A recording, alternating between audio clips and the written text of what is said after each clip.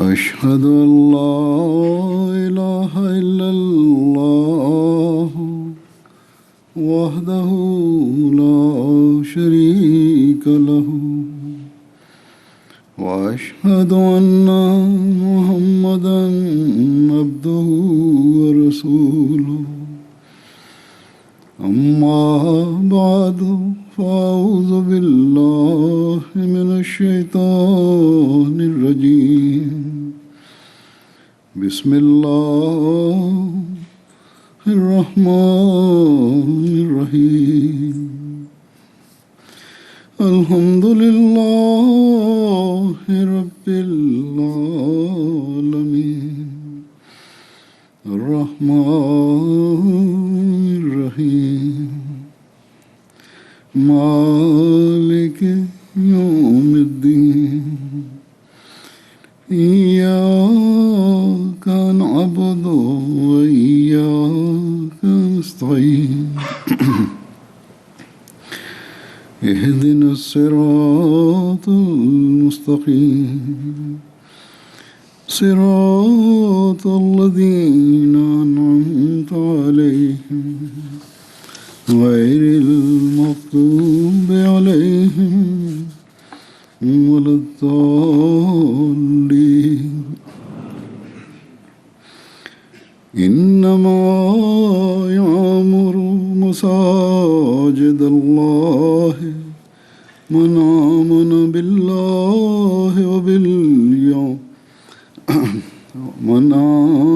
بالله واليوم الآخر وأقام الصلاة وآتى الزكاة ولم يخش إلا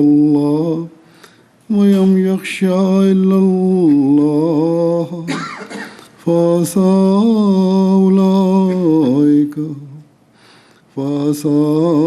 أولئك أن يكونوا من المهتدين.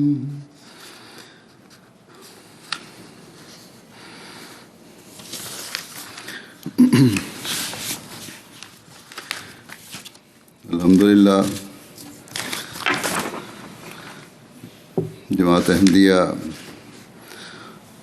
رجائنا کو بھی اللہ تعالیٰ نے مسجد بنانے کی توفیق عطا فرمائی. ماشاء اللہ بڑی خوبصورت مسجد ہے. اس وقت جو یہاں جماعت کی تعداد ہے اور ارد گرد کے علاقوں سمیت یا قریبی علاقوں کے ساتھ وہ تقریباً 160 لوگ ہیں، اور مسجد کی گنجائش جو بتائی گئی ہے وہ مسجد کے ہالوں میں اور 400 افراد نماز پڑھ سکتے ہیں، اور اگر ضرورت ہو تو کامن ایریا میں بھی مزید 100 افراد کی گنجائش نکل سکتی ہے. گویا کہ اس وقت جو جماعت کی تعداد ہے اس کے لحاظ سے یہ مسجد موجودہ ضرورت سے 3 گنا بڑی ہے.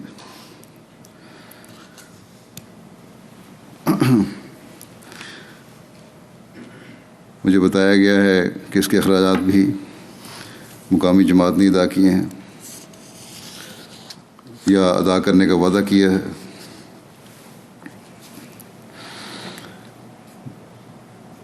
بلکہ کل جو خرچ ہوا ہے نقد رقم کے لحاظ سے اس کا بھی تقریباً تیسرا حصہ 2 افراد نے ادا کرنے کی ذمہ داری لی ہے، جن میں سے ایک ہمارے ڈاکٹر شمس الحق شہید کی بیوہ ہیں. یہ جو میں نے کہا کہ نقد رقم کے لحاظ سے یہ اس لیے کہ جب مسجد کی تعمیر کا کام شروع کرنے کا مرحلہ آیا اور کانٹریکٹرز کے سے رابطے کیے گئے تو کم سے کم ٹینڈر بھی یہ کہتے ہیں کہ 2.8 ملین کا تھا، جس میں باقی اخراجات ملا کر 3.5 ملین ڈالر تک بات پہنچتی تھی. لیکن جو کل خرچ ہوا مسجد کی تعمیر میں اور اس کو مکمل کرنے میں، وہ 1.6 ملین ڈالر کا ہوا ہے. اب ایک دنیا دار اس بات کو سن کر حیران ہوگا کہ یہ کس طرح ہو سکتا ہے کہ ٹھیکیداروں کے کم سے کم ٹینڈر کے بھی مقابلے میں بھی نصف سے کم رقم میں مسجد کی تکمیل ہو گئی. یقیناً ایک دنیا دار اس کا اندازہ نہیں لگا سکتا، کیونکہ اسے نہیں پتہ کہ قربانی کیا ہوتی ہے. اور حضرت مسیح موعود علیہ الصلوۃ والسلام کی جماعت نے قربانیوں کے کیا معیار قائم کیے ہیں. جان، مال، وقت کو قربان کرنے کی جو مثالیں ملتی ہیں وہ بھی حضرت مسیح موعود علیہ الصلوۃ والسلام کی جماعت میں ملتی ہیں. یہ مزاج جماعت احمدیہ کا ہے ہر جگہ، چاہے وہ پاکستان کے احمدی ہوں، جانی و مالی قربانی پیش کرنے والے ہیں، چاہے وہ افریقہ کے رہنے والے احمدی ہیں جن کے پاس اگر مال نہیں ہے تو وقت کی قربانی کر کے اور جو کچھ بھی ہے اس کو دے کر مساجد اور جماعتی کام کے لیے اپنے آپ کو پیش کرتے ہیں.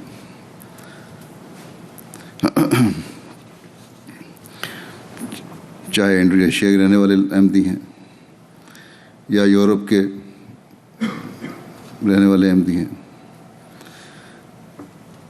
یا یہاں کینیڈا کے رہنے والے احمدی ہیں یا دنیا کے کسی بھی خطے میں رہنے والے ہیں، انہیں اللہ تعالیٰ قربانی کی توفیق دیتا ہے، اس لیے کہ انہوں نے اللہ تعالیٰ کی رضا حاصل کرنے کو اپنا مقصود بنایا. اس مسجد کی تعمیر میں جماعت کے اموال کی جو نصف سے زائد رقم بچائی گئی، وہ مجھے بتایا گیا کہ سسکاٹون کے 3 بھائیوں نے جو تعمیر کے کام میں ہیں رضاکارانہ طور پر اپنی خدمات پیش کیں اور اس طرح یہ رقم بچائی. اسی طرح دیگر رضاکار بھی شامل ہوئے کام میں.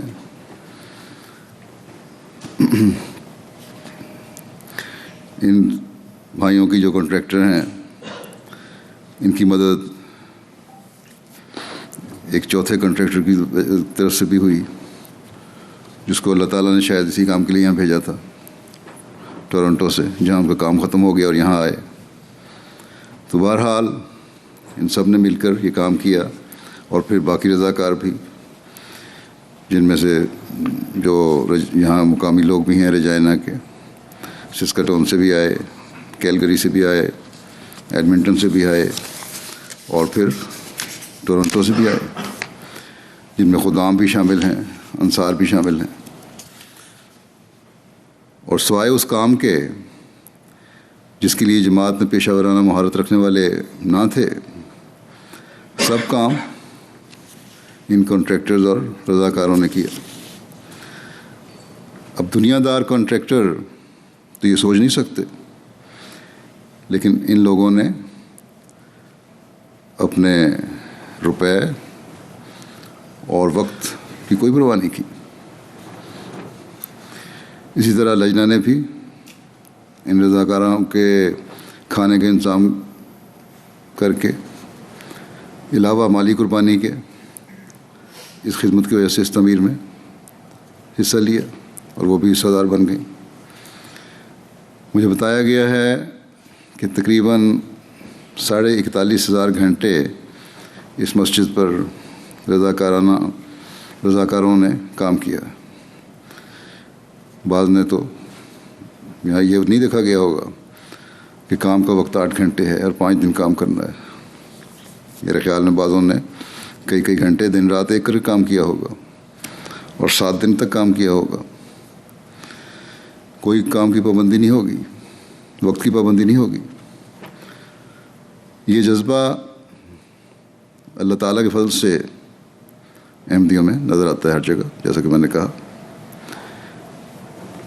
ایک طرف بعض مسلمان دنیا میں بدامنی پھیلانے میں مصروف ہیں، تو دوسری طرف دنیا کے ایسے حصے میں رہنے والے احمدی مسلمان جو ترقی یافتہ اور دنیاوی ترجیحات میں بڑھا ہوا ملک ہے، اللہ تعالیٰ کا گھر تعمیر کرنے کے لیے اپنا مال اور وقت پیش کر رہے ہیں، اس لیے کہ حضرت صلی اللہ علیہ وسلم نے فرمایا کہ جو اللہ تعالیٰ کا گھر تعمیر کرتا ہے وہ جنت میں اپنے لیے گھر تعمیر کرتا. اس لیے کہ اس زمانے کے امام اور حضرت صلی اللہ علیہ وسلم کے غلام صادق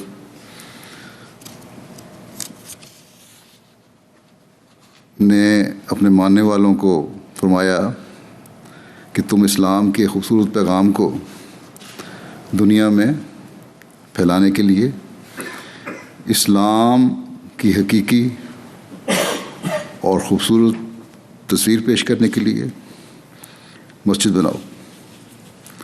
بس ان مسجدوں کی تعمیر میں یہ قربانی اس لیے ہے کہ جہاں اللہ تعالیٰ کی رضا کو حاصل کریں، وہاں اسلام کے بارے میں غلط تصور کو، غلط فہمیوں کو دنیا کے ذہنوں سے نکالیں اور دنیا کو بتائیں کہ مسلمانوں کی مساجد اور اسلام کی تعلیم دنیا میں فساد اور تباہی کا ذریعہ نہیں، بلکہ دنیا و آخرت کی بھلائی کا ذریعہ ہے. اللہ تعالیٰ کی محبت دلوں میں قائم کرنے اور اس کا حق ادا کرنے کا ذریعہ ہے، اور اللہ تعالیٰ کی مخلوق سے محبت اور اس کا حق ادا کرنے کا ذریعہ ہے.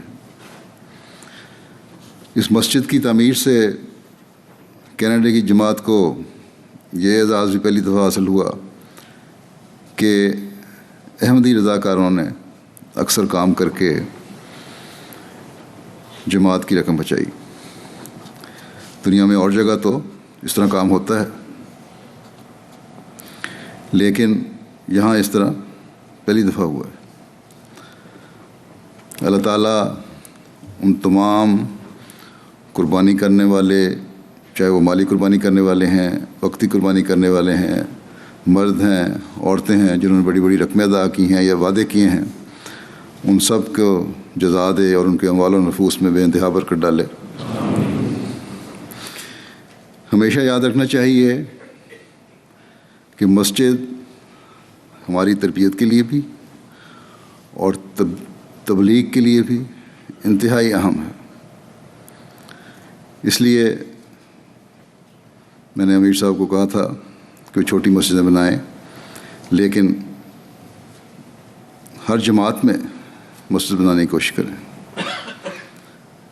انہوں نے مجھے بتایا کہ اب ہم نے یہی پروگرام بنایا ہے اور ہماری یہی کوشش ہے کہ چھوٹی مسجدیں بنائی جائیں اور زیادہ سے زیادہ بنائی جائیں. لیکن میں یہ بتانا چاہتا ہوں کہ باوجود اس کے کہ ہم چھوٹی مسجدیں بنانے کا پروگرام ہم نے بنایا ہے، ہمارے وسائل ایسے نہیں کہ ہر جگہ جلد مسجد بنا سکیں. اس لیے یہ جو رضاکارانہ کام، والنٹیئرز کا کام شروع کیا ہے مسجد بنانے میں، تعمیر کرنے میں، یہ ایک اچھی روایت قائم کی ہے. اسے اب جاری بھی رکھنا چاہیے اور جہاں تک ہو سکے رقم بچانے کی کوشش کرنی چاہیے. ایک جگہ مسجد کی تعمیر کی اہمیت بیان فرماتے ہوئے حضرت اقدس مسیح موعود علیہ الصلوۃ والسلام فرماتے ہیں کہ اس وقت ہماری جماعت کو مساجد کی بڑی ضرورت ہے۔ یہ خانہ خدا ہوتا ہے۔ جس گاؤں یا شہر میں ہماری جماعت کی مسجد قائم ہوگی تو سمجھو کہ جماعت کی ترقی کی بنیاد پڑ گئی۔ اگر کوئی ایسا گاؤں ہو یا شہر جہاں مسلمان کم ہوں یا نہ ہوں اور وہاں اسلام کی ترقی کرنی ہو تو ایک مسجد بنا دینی چاہیے، پھر خدا خود مسلمانوں کو کھینچ لاوے گا۔ لیکن شرط یہ ہے، یہ شرط آپ نے بیان فرمائی، اس کو سامنے رکھنا ہوگا۔ فرمایا کہ شرط یہ ہے کہ قیام مسجد میں نیت و اخلاص ہو، نیک نیتی سے ہو مسجد بنانے کی شرط، محض للہ اسے کیا جاوے، نفسانی اغراض یا کسی اور شر کو ہرگز دخل نہ ہو، تب خدا برکت دے گا۔ بس حضرت مسیح موعود علیہ الصلوۃ والسلام کی خواہش کو پورا کرنے کے لیے ہمیں کوشش کرنی چاہیے، لیکن ساتھ ہی اس شرط کو بھی مد نظر رکھنا ضروری ہوگا جو حضرت مسیح موعود علیہ الصلوۃ والسلام نے بیان فرمائی ہے کہ اخلاص ہو، صرف وقتی جذبہ اور جوش نہ ہو کہ صرف اچھی مسجد کی تعمیر ہی مد نظر ہو، بلکہ اس کے مقاصد کو پورا کرنے کی بھی ضرورت ہے۔ صرف نام و نمود کے لیے مسجد نہ بنائی جائے، صرف اس لیے نہیں کہ اتنی مالی قربانی کی ہے یا اتنے گھنٹے اپنا وقت دیا ہے یا کسی مقابلے کی وجہ سے، نہیں ہونا چاہیے۔ خالصتاً للہ مسجد کی تعمیر ہو۔ جیسا کہ میں نے ذکر کیا، ان تینوں بھائیوں اور کنٹریکٹر نے جو چوتھے کنٹریکٹر بھی شامل ہو گئے جنہوں نے تعمیر میں زیادہ حصہ لیا، مجھ سے کل ملاقات بھی کی اور اس بات پر خوش تھے کہ اللہ تعالیٰ نے انہیں توفیق دی کہ اس ثواب میں حصہ لیا۔ اب اللہ تعالیٰ نے انہیں بعض بڑے ٹھیکے بھی دلوا دیے ہیں۔ اللہ تعالیٰ بغیر نواز سے نہیں چھوڑتا، کبھی جلدی عطا فرماتا ہے، کبھی دیر سے۔ بلکہ ان بھائیوں میں سے ایک منصور صاحب، انہوں نے مجھے بتایا، لکھا ہے کہ ایک لڑکے نے جسے یونیورسٹی میں داخلہ مل گیا تھا، پہلے وہ کام بھی کر رہا تھا، انکار کیا کام سے، پھر اس کو خواب آئی کہ مسجد تعمیر کرنے کے لیے ٹھیکیداروں کو تمہاری ضرورت ہے۔ چنانچہ انہوں نے رابطہ کیا اور یہاں کام شروع کر دیا۔ اس دوران میں مالی حالات بھی ان کے خراب ہوتے گئے۔ ایک دن بیوی نے کہا کہ گھر میں خرچ چلانے کے لیے کوئی پیسے نہیں ہیں۔ اللہ تعالیٰ نے اس طرح نوازا کہ اسی دن یا اگلے دن بالمن ٹیکس کریڈٹ والوں نے کچھ رقم دے دی کہ تمہاری زائد رقم تھی، وہ رقم واپس آئی۔ پھر چائلڈ بینیفٹ کی طرف سے رقم آ گئی اور اس طرح ان کو 13-14 ہزار ڈالر مل گئے۔ بس نیت کی نیکی شرط ہے، اللہ تعالیٰ پھر نوازتا بھی ہے۔ افریقہ میں اللہ تعالیٰ کے فضل سے کئی لوگ ہیں جو بڑی بڑی مساجد بنا کر دیتے ہیں۔ مجھے یاد ہے کہ جب میں گانا میں تھا تو ایک شہر جس میں کچھ عرصہ میں رہا ہوں، ٹمالے نام ہے اس کا، اس میں ہماری ایک مسجد تھی، چھوٹی سی کچے بلاکس کے بنی ہوئی مسجد تھی، جس پر اندر باہر پلستر کر کے اس کو مضبوط کرنے کی کوشش کی گئی تھی۔ جب میں خلافت کے بعد پہلے دورے پر گانا گیا ہوں تو ٹمالے بھی گیا اور میں نے دیکھا کہ وہاں ایک بہت بڑی 2 منزلہ مسجد ہے، جو یہ آپ کی مسجد ہے اس سے قریباً 3 گنا بڑی ہوگی۔ ساتھ اس کے دفاتر وغیرہ بھی ہیں، اور مجھے بتایا گیا کہ ہمارے ایک احمدی نے اس کا سارا خرچ برداشت کیا، اور یہ بھی مجھے پتہ ہے کہ ان کے لیے اتنا آسان نہیں تھا۔ 3-4 سال میں انہوں نے پیمنٹ کی اس کی، لیکن بہرحال انہوں نے کہا کہ سب کچھ میں کروں گا، اور کیا۔ تو یہ مزاج جیسا کہ میں نے کہا احمدیوں کا ہر جگہ ہے، ایک افریقن میں بھی. افریقن لوگ ہم سمجھتے ہیں کہ شاید غربت کی وجہ سے ان میں لالچ ہو، لیکن جب ان کے پاس پیسے آتے ہیں تو جو قربانی کے معیار وہ قائم کرتے ہیں وہ بہت کم دیکھنے میں آتے ہیں.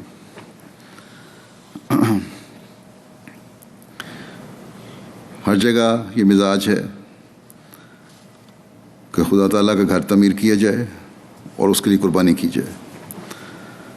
پاکستان میں ہم مساجد تعمیر نہیں کر سکتے. لوگ بڑی بے چینی سے لکھتے ہیں بعض دفعہ مجھے کہ دعا کریں ہم مسجد بنا لیں. مسجد تو بنا نہیں سکتے قانون کی وجہ سے، کم از کم ایک ہال میسر آ جائے جہاں اکٹھے ہو کر نمازیں پڑھ سکیں. مینارہ اور گنبد تو دور کی بات ہے، مسجد بنانے کے لیے سادہ محراب بھی نہیں بنا سکتے کہ کمرے کی شکل میں آگے محراب نکال دیں. بلکہ بعض جگہ تو ایسی سختی ہے کہ قبلہ رخ کوئی عمارت بھی نہیں ہم بنا سکتے. لیکن اللہ تعالیٰ ہمیں باہر دنیا کے ممالک میں ایسا نواز رہا ہے کہ ہمارے تصور اور کوشش سے بھی بڑھ کر یہ اللہ تعالیٰ کی نوازشات ہیں اور مساجد بنانے کی توفیق عطا فرما رہا ہے. بس ہم اللہ تعالیٰ کے ان فضلوں کو دیکھ کر شکر کے جذبات سے پر ہیں. اور آج یہاں کے رہنے والوں کو بھی یہ کوشش کرنی چاہیے کہ وہ اللہ تعالیٰ کے شکر میں بڑھیں کہ اللہ تعالیٰ نے انہیں ایک مسجد عطا فرمائی، ایک ایسا گھر عطا فرمایا ہے جو خدا تعالیٰ کا گھر ہے اور خدائے واحد کی عبادت کے لیے ہے. بے شک یہ گھر ہے تو خدا تعالیٰ کا، لیکن اللہ تعالیٰ نے اپنے فائدے کے لیے گھر نہیں بنایا. اس کا فائدہ بھی ان لوگوں کو ہو رہا ہے اور ہوتا ہے جو اس میں آتے ہیں. بس یہ اللہ تعالیٰ کا بہت بڑا احسان ہے جس کا ہم جتنا بھی شکر ادا کریں کم ہے. اور شکر ادا کرنے کا طریق جو مسجدوں کی تعمیر پر اللہ تعالیٰ نے ہمیں سکھایا ہے وہ اس آیت میں بیان ہوا ہے جو میں نے تلاوت کی ہے. اللہ تعالیٰ فرماتا ہے کہ ترجمہ یہ ہے آیت کا کہ اللہ کی مساجد تو وہی آباد کرتا ہے جو اللہ پر ایمان لائے اور یوم آخرت پر، اور نماز قائم کرے اور زکوٰۃ دے اور اللہ کے سوا کسی سے خوف نہ کھائے. بس قریب ہے کہ یہ لوگ ہدایت یافتہ لوگوں میں شمار کیے جائیں. بس اللہ تعالیٰ اور یوم آخرت پر ایمان جو ایک مومن ہونے کی اور مسلمان ہونے کی بنیادی شرط ہے، یہ تو ضروری ہے. پھر اللہ تعالیٰ فرماتا ہے کہ قیام نماز بھی ضروری ہے. اور قیام نماز کیا ہے؟ یہ 5 وقت مقررہ وقت پر نماز باجماعت کے لیے آنا ہے. نماز کا قائم کرنے کا مطلب ہی قیام نماز کا مطلب ہی یا نماز کے قائم کرنے کا مطلب ہی باجماعت نماز ادا کرنا ہے. پھر زکوٰۃ دینا ہے. زکوٰۃ کیا ہے؟ یہ اپنے مال کو خدا تعالیٰ کی راہ میں خرچ کر کے پاک کرنا. اللہ تعالیٰ کے فضل سے احمدی اس قربانی میں بڑے ہوئے ہیں، لیکن نمازوں کی میں آنا اور باجماعت ادا کرنا اس میں سستی ہر جگہ پائی جاتی ہے، جو کہ یہ بنیادی چیز ہے. اس طرح توجہ کرنی چاہیے. زکوٰۃ کے بارے میں یہ بھی بتا دوں، ایک تو اس میں عمومی زکوٰۃ شامل ہے جو ہر اس شخص پر فرض ہے جو دولت مند ہے جس کا روپیہ بینکوں میں موجود ہے یا اس کے پاس موجود ہے، بڑی رقم ہے، پڑی رہتی ہے سارا سال، جس کے پاس سونا ہے، جس کے پاس چاندی ہے، بعض ذمہ داروں کے پرزکوٰۃ فرض ہے، پھر بڑے بڑے جن کے ڈیری فارم ہیں ان پر زکوٰۃ فرض ہے۔ اس زکوٰۃ میں سب عورتیں اور مرد شامل ہیں، اور اس کا ایک مقررہ نصاب ہے جو حضرت صلی اللہ علیہ وسلم کے زمانے سے آپ نے مقرر فرمایا۔ اسی طرح اس طرف خاص طور پر زکوٰۃ کے معاملے میں یہ بھی بتا دوں، عورتوں کو توجہ کرنی چاہیے۔ یہاں آ کر بہتر حالات ہو کر ان کے پاس کافی سونے کے زیور ہوتے ہیں، بڑی عمر کی بھی چھوٹی عمر کی عورتوں کو اکثر میں نے دیکھا ہے کہ کافی بھاری بھاری سونے کے کڑے اور چوڑیاں پہنی ہوتی ہیں۔ پہنے بے شک، زینت ہے، اللہ تعالیٰ نے جائز قرار دیا ہے، لیکن اس پر زکوٰۃ دینا بھی فرض ہے۔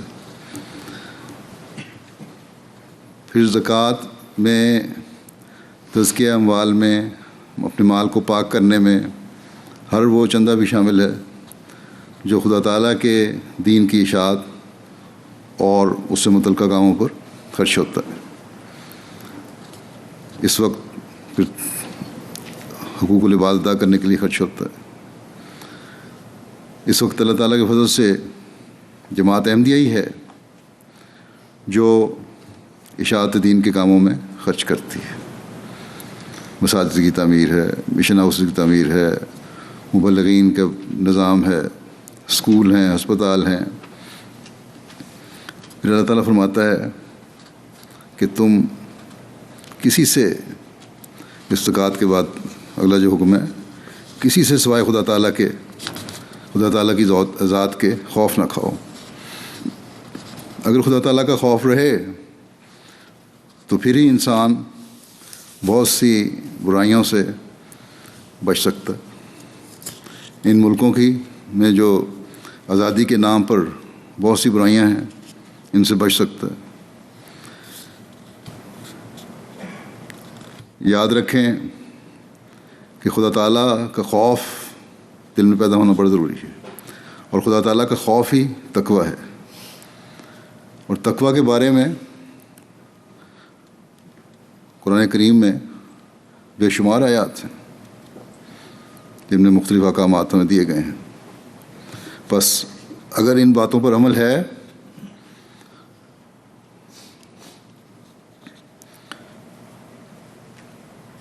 تو سمجھیں کہ آپ اللہ تعالیٰ کے نزدیک ہدایت یافتہ شمار ہو سکتے ہیں، اور مسجد کی آبادی کے مقصد کو پورا کرنے والے ہو سکتے ہیں۔ اور یہی عمل ہیں اور یہی ایمان پر قائم ہونا اور پختہ ہونا ہے جو مسجد کی تعمیر کا مقصد پورا کرتا ہے۔ اور یہی چیز ہے جو خدا تعالیٰ کا شکر گزار بناتی ہے۔ اور نہ صرف اس بات پر خوش ہو جانا کہ ہم نے مسجد بنا دی اور نمازوں پر کبھی کبھار آ گئے، خدا تعالیٰ سے زیادہ بندوں کا خوف ہونے لگے، دنیا کے لالچ اور ترجیحات دین اور اس کے فرائض کو بھلا دیں، تو پھر ایک عارضی ثواب تو شاید ایسے شخص نے کما لیا ہو، لیکن اللہ تعالیٰ کے مستقل فضلوں سے دور چلے جانے والے ہوں گے۔ بس اللہ تعالیٰ فرماتا ہے کہ مسجدوں کی حقیقی آبادی انہی لوگوں سے ہے جو ایمانی اور اعتقادی لحاظ سے بھی مضبوط اور عملی لحاظ سے بھی بڑھتے چلے جانے والے ہیں۔ سب سے پہلے یہ فرض جماعت کے عہدیداروں اور ذیلی تنظیموں کے عہدیداروں کا ہے کہ مسجدوں کی آبادی کو اپنی حاضری سے لازمی بنائیں۔ جماعت نے جو مال اور وقتی قربانی دی ہے اس کا مستقل ثواب حاصل کرنے کے لیے عہدیداروں کو بھی اور ہر احمدی کو بھی کوشش کرنی چاہیے کہ اس وقت جو مسجد آپ کی تعداد سے 3 گنا بڑی ہے اس کو چھوٹا کر دیں، اور مسجدیں چھوٹی اس وقت ہوتی ہیں جب نمازیوں کی تعداد بڑھتی ہے اور جماعت کی تعداد بڑھتی ہے۔ جماعت کی تعداد بڑھانے کے لیے تبلیغ بہت ضروری ہے، بلکہ انتہائی ضروری ہے۔ مسجد کی تعمیر پر اللہ تعالیٰ کی شکر گزاری اس رنگ میں کریں کہ حقیقی اسلام اور احمدیت کا پیغام یہاں کے رہنے والے ہر شخص تک پہنچائیں، اور یہ اللہ تعالیٰ کی شکر گزاری کے ساتھ لوگوں کا حق ادا کرنا بھی ہے۔ یہ ان لوگوں کا حق ہے کہ ہم ان تک اسلام کا حقیقی پیغام پہنچائیں، انہیں گند اور غلاظتوں سے باہر لائیں۔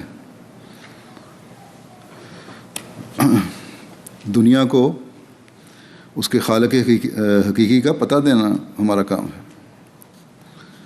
اس وقت دنیا کی اکثریت دنیاوی ترقی اور اس کی چمک دمک اور اس میں گم ہو جانے کو سب کچھ سمجھتی ہے،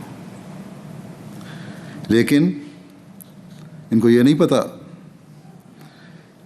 کہ ان عارضی روشنیوں کے آخر پر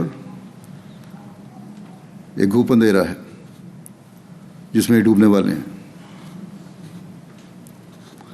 ایسے وقت میں یہ افراد جماعت کا کام ہے کہ دنیا کو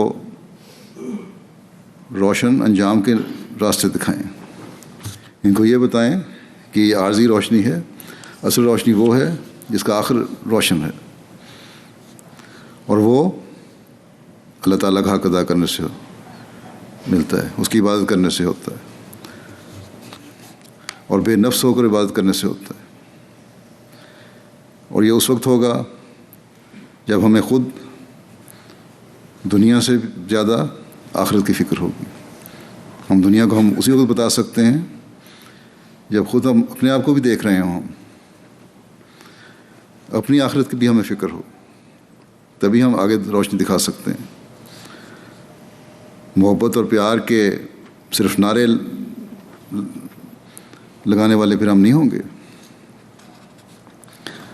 بلکہ آپس میں ایک دوسرے کے حق بھی ادا کر رہے ہوں گے، اپنی باتوں کے معیار اونچے کر رہے ہوں گے، اللہ تعالیٰ کے پیار کو حاصل کرنے کی کوشش کر رہے ہوں گے، بلکہ ہمارے ہر قول و فعل سے جہاں اللہ تعالیٰ کے لیے پیار اور محبت کے چشمے ابل رہے ہوں گے، وہاں اللہ تعالیٰ کی مخلوق کے لیے بھی پیار اور محبت کے چشمے ابل رہے ہوں گے۔ جو لوگ ہمیں دور سے دیکھ کر اور ہمارے نعرے کو سن کر ہمارے قریب آتے ہیں، جو اسلام کی خوبصورت تعلیم ہمارے سے سن کے متاثر ہوتے ہیں، وہ قریب آ کر کبھی یہ نہ کہیں کہ تم جو دور سے نظر آتے تھے اس طرح قریب سے دیکھنے پر نہیں ہو۔ ہمیں چاہیے کہ ہم اخروی جنت کو حاصل کرنے کے لیے اس دنیا کو بھی جنت بنائیں، اپنی عبادتوں سے بھی اور اپنے عمل سے بھی۔ حضرت صلی اللہ علیہ وسلم نے فرمایا کہ جب تم جنت کے باغوں میں سے گزرو تو وہاں کچھ کھا پی لیا کرو، کھا اور پی لیا کرو۔ حضرت ابو ہریرہ رضی اللہ عنہ اس مجلس میں بیٹھے تھے، اکثر ان سے روایات ہیں، وہ بیان کرتے ہیں کہ میں نے اس پر پوچھا کہ یا رسول اللہ صلی اللہ علیہ وسلم کہ جنت کے باغ کیا ہیں؟ اس پر آپ صلی اللہ علیہ وسلم نے فرمایا مساجد جنت کے باغ ہیں۔ پھر عرض کیا یا رسول اللہ صلی اللہ علیہ وسلم جنت میں کھانے پینے سے کیا مراد ہے؟ آپ نے فرمایا اللہ تعالیٰ کا ذکر، تسبیح، تحمید، سبحان اللہ کہنا، الحمدللہ، لا الہ الا اللہ، اللہ اکبر، یہ سب کہنا اور پڑھنا جنت کے کھانے اور پینے ہیں۔ بس نمازوں کے ساتھ مساجد میں بیٹھ کر تسبیح اور تحمید کرنا، اللہ تعالیٰ کی بڑائی بیان کرنا، اس دنیا میں جنت کے پھل کھانا ہے۔ اور جو اس طرح اللہ تعالیٰ کے ذکر اور اس کی عبادت کی طرف توجہ دینے والا ہو، وہ صرف اخروی جنت کو نہیں دیکھ رہا ہوتا، بلکہ اللہ تعالیٰ کے حکم پر چلتے ہوئے حقوق العباد کی ادائیگی کی بھی کوشش کرتا ہے، اپنے عملوں کو اس طرح ڈھالنے کی کوشش کرتا ہے جس طرح اللہ تعالیٰ نے حکم فرمایا ہے۔ بس کتنے خوش قسمت ہیں وہ لوگ جو اس دنیا میں بھی جنت کے پھل کھاتے ہیں اور کھلاتے ہیں، اور اگلے جہان میں بھی اللہ تعالیٰ کی رضا حاصل کرنے والے ہیں۔ ان لوگوں میں شامل ہیں جو اللہ تعالیٰ کی رضا کی خاطر تقویٰ پر چلنے والے ہیں۔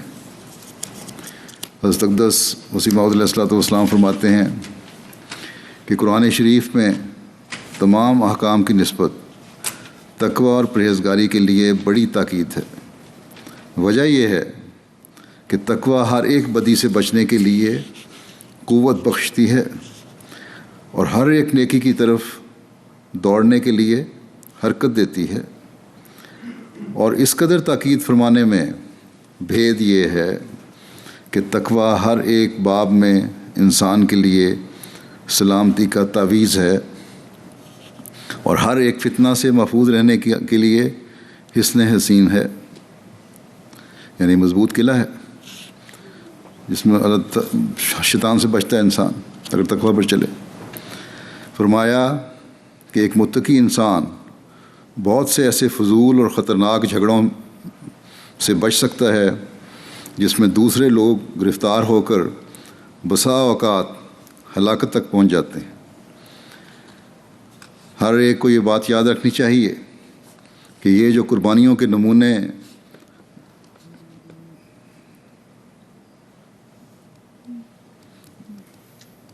دکھانے ہیں یا دکھاتے ہیں دکھائے ہیں،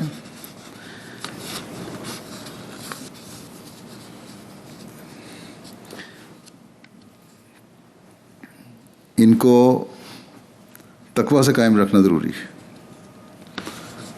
نہیں تو یہ عارضی قربانیاں ہوں گی۔ جیسا کہ میں نے کہا کہ شکر گزاری تبلیغ کا حق ادا کرنا بھی ہے، لیکن مسجد کے بننے سے بہت سے ایسے لوگ بھی ہوں گے جن کی خود بخود مسجد کی طرف نظر اٹھے گی اور مسجد دیکھ کر آپ کی طرف توجہ پیدا ہوگی، یہاں کے رہنے والے احمدیوں کی طرف توجہ پیدا ہوگی، اور اس وقت ہر احمدی کا عمل اور تقویٰ ہے جو دوسروں کی ہدایت کا باعث بنے گا۔ بس یہ مسجد یہاں رہنے والے ہر احمدی پر ذمہ داری ڈال رہی ہے، اور اس ذمہ داری کو پورا کرنے کے لیے ہر احمدی کو نمونہ دکھانے کی ضرورت ہے۔ حضرت اقدس مسیح موعود علیہ الصلوۃ والسلام فرماتے ہیں کہ ہماری جماعت کے لوگوں کو نمونہ بن کر دکھانا چاہیے۔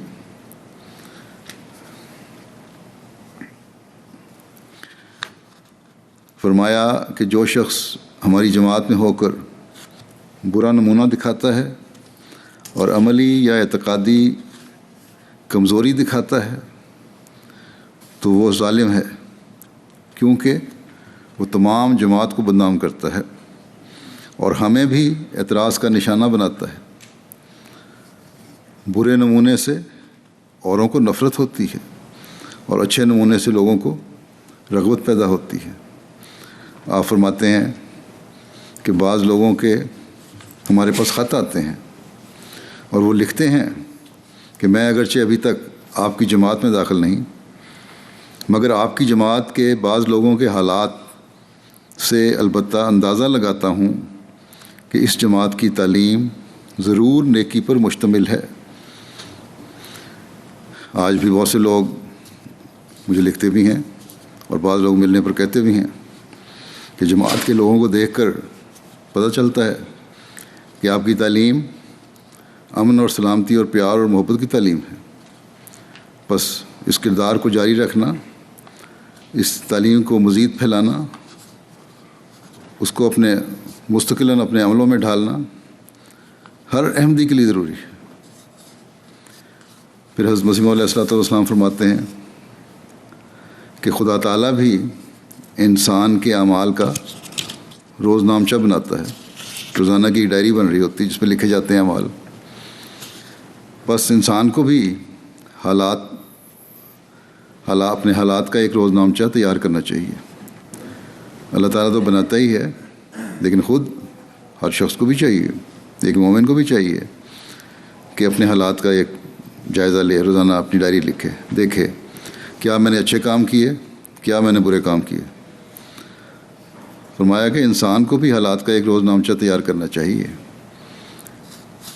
اور اس میں غور کرنا چاہیے، پھر لکھ نہیں لینا بلکہ اس پہ غور کرنا چاہیے کہ نیکی میں کہاں تک آگے قدم رکھا ہے۔ انسان کا غور یہ کرنا ہے کہ آپ نے نیکی میں کس حد تک بڑھے ہیں، کل جہاں تھے اس سے آگے قدم رکھا کہ نہیں رکھا۔ فرمایا کہ انسان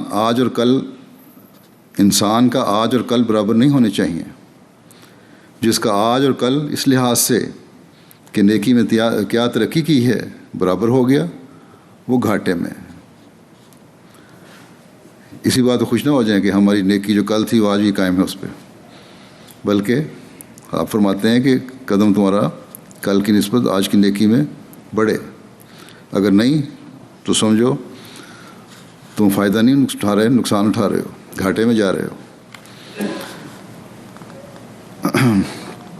فرمایا کہ انسان اگر خدا کو ماننے والا اور اس پر کامل ایمان رکھنے والا ہو تو کبھی ضائع نہیں کیا جاتا، بلکہ اس ایک کی خاطر لاکھوں جانیں بچائی جاتی ہیں۔ بس آج دنیا کو ہلاکت سے بچانا احمدیوں کا کام ہے، اور لیکن اس کے لیے شرط وہی ہے کہ ہمارے قدم آگے بڑھیں۔ آپ فرماتے ہیں کہ ایک آدمی کی خاطر بھی لاکھوں جانیں بچائی جاتی ہیں۔ بس ہر احمدی کی بہت بڑی ذمہ داری ہے کہ دنیا کو بچائے۔ جب دنیا خدا کو بھول رہی ہے، ہمارا فرض ہے کہ ہم دنیا کو بچائیں۔ بعض اخلاقی لحاظ سے اگر بہتر لوگ بھی ہیں، بعض کہہ دیتے ہیں مذہب کو ہم نے کیا ماننا ہے، ہمارے اخلاق بہتر ہیں۔ بنیادی بعض اخلاق تو بہتر ہیں، روزمرہ کے اخلاق ہیں، ملنا جلنا تو بہتر ہے، کسی کا حق بھی بعض نہیں مارتے، لیکن بعض لحاظ سے آزادی کے نام پر اخلاقی طور پر یہ لوگ دیوالیہ ہو چکے ہیں، اور پھر قانون بھی ان کو تحفظ دے دیتا ہے۔ اللہ تعالیٰ کو تو دنیا بالکل بھول چکی ہے۔ ایسے میں ہم جو حضرت مسیح موعود علیہ السلام کی بیعت میں آئے ہیں، ہم بھی اگر اپنی قدروں کو بھول کر، خدا تعالیٰ کو بھول کر، اسلامی اخلاق کو بھول کر دنیا کے پیچھے چل پڑے تو دنیا کی اصلاح کون کرے گا؟ دنیا کی حضرت مسیح موعود علیہ السلام سے بے شک اللہ تعالیٰ کا یہ وعدہ ہے، وہ تو ہوں گے اور لوگ مل جائیں گے، لیکن یہ نہ ہو کہ ہم محروم رہ جائیں اس سے۔ بس ہر احمدی کا فرض ہے آج بھی کہ جیسا کہ حضرت مسیح علیہ السلام نے فرمایا، اپنا جائزہ ہر احمدی کو لینے کی ضرورت ہے تاکہ ہم اپنی ذمہ داریوں کو صحیح رنگ میں ادا کر سکیں۔ صرف اس بات پر خوش نہ ہو جائیں کہ مسجد بنا دی۔ ہمارا ٹارگٹ تو یہ ہونا چاہیے کہ ہم نے اللہ تعالیٰ کے آگے جھکنے والے اور حضرت محمد رسول اللہ صلی اللہ علیہ وسلم کے جھنڈے تلے آنے والوں کی تعداد کو بڑھانا ہے، اور یہ اس وقت تک نہیں ہو سکتا جب تک ہمارا ہر قدم آگے بڑھنے والا نہ ہو. ہم میں سے ہر ایک اپنوں کے لیے بھی اور غیروں کے لیے بھی نمونہ نہ بن جائے. ہم میں سے کوئی کسی کو دکھ دینے والا نہ ہو بلکہ اپنوں غیروں کا حق ادا کرنے والا ہو. حضرت مسیح علیہ السلام فرماتے ہیں چاہیے کہ اپنے واسطے بھی اور اپنی اولاد، بیوی بچوں، خیش و اقارب اور ہمارے واسطے بھی باعث رحمت بن جاؤ. مخالفوں کے واسطے اعتراض کا موقع ہرگز نہ دینا چاہیے. بس ہم میں سے ہر ایک کو حضرت مسیح علیہ السلام کے اس درد کو محسوس کرنا چاہیے اور اپنے وہ نمونے قائم کرنے چاہیے جو جماعت کی نیک نامی اور حضرت مسیح علیہ السلام کی نیک نامی کا باعث بنے. اللہ تعالیٰ ہمیں اس کی توفیق عطا فرمائے. ہمارا کل ہمارے آج سے بہتر ہو، ہمارے بچے اور ہماری نسلیں اس بات کو سمجھنے والی ہوں کہ ان کے ماں باپ نے جو قربانیاں دیں، جو مسجدیں بنائیں، جو تبلیغ کے کام کیے اور بچوں کو دین کو دنیا پر قائم رہنے کی جو تلقین کی، وہی حقیقی دولت ہے جو ان کے لیے چھوڑی ہے. اور پھر آئندہ نسلیں اپنی نسلوں کے دلوں میں یہ سوچ پیدا کرتے چلے جانے والی ہوں اور یہ سلسلہ اللہ تعالیٰ کرے گا یوں چلتا رہے. اللہ تعالیٰ کے فضلوں کو ہماری آئندہ نسلیں بھی سمیٹتی رہیں. اللہ تعالیٰ کرے کہ ایسا ہی ہو.